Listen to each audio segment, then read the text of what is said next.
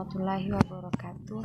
Perkenalkan, nama saya Susiana Anggriana dengan NIM G02121145. Saya akan menjelaskan mengenai klasifikasi pertanian.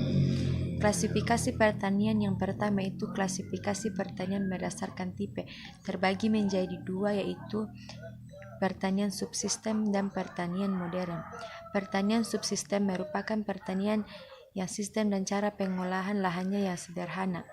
Pertanian subsistem seluruh hasilnya digunakan atau dikonsumsi sendiri oleh produsennya.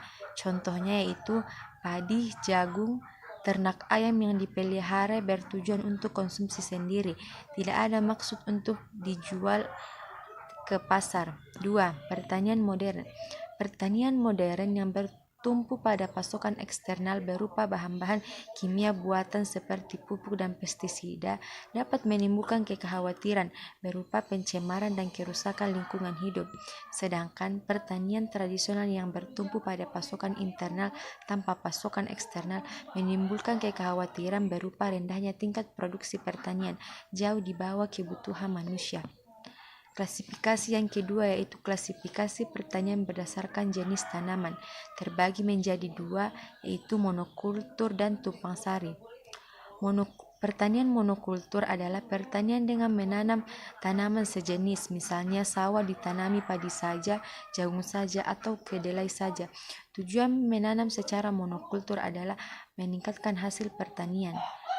Tumpang sari merupakan suatu usaha menanam beberapa jenis tanaman pada lahan dan waktu yang sama, yang diatur sedemikian rupa dalam barisan-barisan tanaman. Penanaman dengan cara ini bisa dilakukan pada dua atau lebih jenis tanaman yang relatif seumur. Pertanian tanaman semusim dan tanaman keras.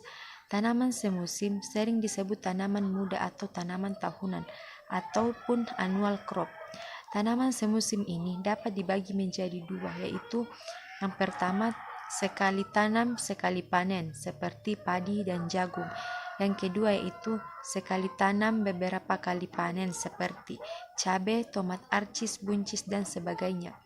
Tanaman keras atau perennial crop adalah tanaman yang berumur panjang dan dapat berbuah atau panen berkali-kali. Contohnya karet, kelapa sawit, coklat, duren, mangga, asam gelugur, duku, dan sebagainya. Yang ketiga yaitu klasifikasi pertanian berdasarkan sasaran produksi. Terbagi menjadi dua, yaitu needed oriented dan market oriented. Pertanian needed oriented berfokus pada hasil produksi yang seutuhnya ditujukan pada kebutuhan ataupun keperluan mereka.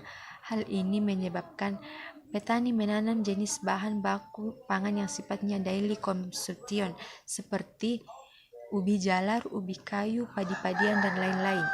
Market oriented.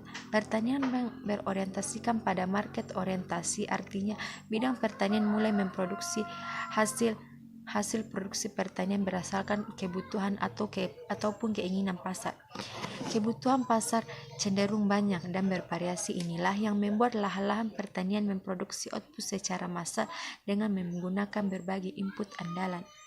Itulah penjelasan dari saya. Assalamualaikum warahmatullahi wabarakatuh.